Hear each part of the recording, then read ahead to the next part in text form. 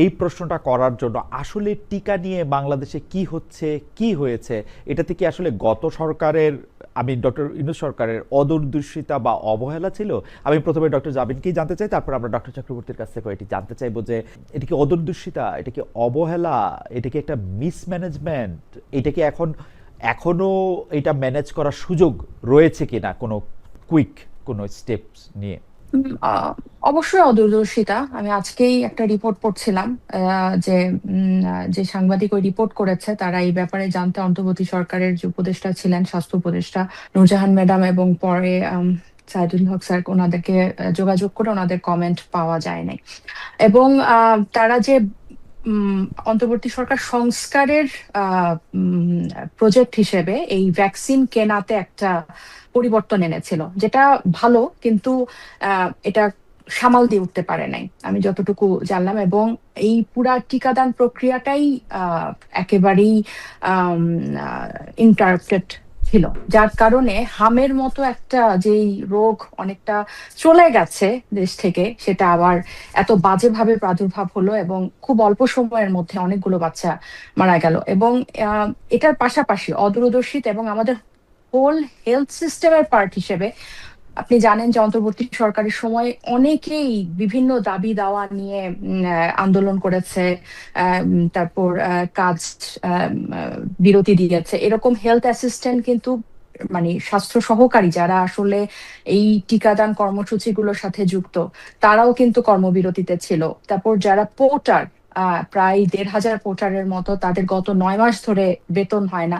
So এটা একটা মানে বাংলাদেশের স্বাস্থ্য ব্যবস্থার অনিয়ম, বা যে ধরনের বিশৃঙ্খলা আমাদের একটা গোজামিল একটা স্বাস্থ্য ব্যবস্থা, ওইটার উপর গত অন্তর্বর্তী সরকারের এক ধরনের অদূরদর্শিতা এটার মধ্যে ছিল।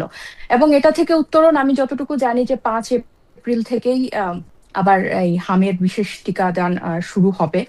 এবং সো আমি আহ, আশাবাদী যে এটা সামাল দিতে পারবে এই সরকার। আমি একতরফা ভাবে এই সরকারের আহ, শুরুতে আপনি যেরকম বলছিলেন যে আমি ফেসবুকে এটা নিয়ে লিখেছি যে স্বাস্থ্যমন্ত্রী কেন আমাদেরকে পরিষ্কার করে জানাচ্ছেন না যে টিকার মজুদ আছে কিনা। এখন মাত্র তারা ক্ষমতা নিয়ে তার আগের কি অবস্থা সেটার একটা কন্টিনিউশন এখানে আছে, কিন্তু এই যে ব্রিফ করা, আমি আজকে দেখলাম যে স্বাস্থ্য অধিদপ্তর থেকে ব্রিফ হচ্ছে, এটা কিন্তু খুব সিরিয়াস ইস্যু। কোভিড এর সময় আমরা যেরকম রেগুলার ব্রিফ দেখেছি, আমরা কিন্তু এটা নিয়েও সেরকম ব্রিফ সরকারের পক্ষ থেকে আশা করি, যে মানুষকে আশ্বস্ত করা। সো এটা সরকার শুরু করেছে আমি দেখলাম। এবং 5ই এপ্রিল কিন্তু তারা টিকাদান কর্মসূচি শুরু হবে সারা দেশে হামের।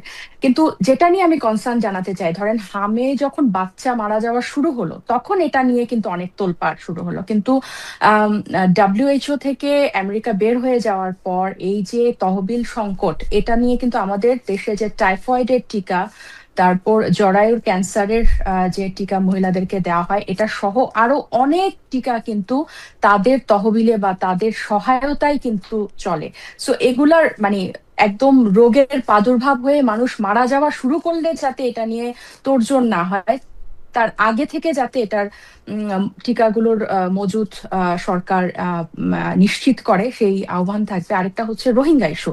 এবারও কিন্তু হামটা শুরু হয় জানুয়ারির শুরুর দিকে, রোহিঙ্গা এবং ঢাকার বাইরে রাজশাহী, ময়মনসিংহে।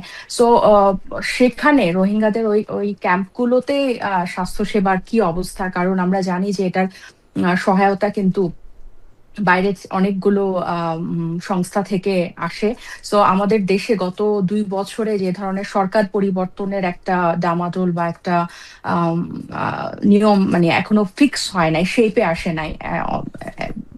আওয়ামী লীগ সরকার গেল, এরপর অন্তর্বর্তী সরকার আসলো, তারপর আবার নির্বাচন গেল। সো অনেকগুলো ইভেন্ট যাচ্ছে রাজনৈতিক ভাবে। সো এই ইভেন্ট গুলোর ফাঁকে যাতে এই হামের মতো আবার বিশৃঙ্খলা হয়ে ও অন্য কোনো রোগের প্রাদুর্ভাব না হয়, এবং সেটা যাতে একদম এরকম বড় আকারে না হয়, সেদিকে যাতে সরকার হয়ে যাওয়ার আগে যাতে সরকার মনোযোগ দেয়, সেটা আশা করব। তবে আমার মনে হয় যে এবার আশা করি সরকার এটাকে নিয়ন্ত্রণে আনতে পারবে।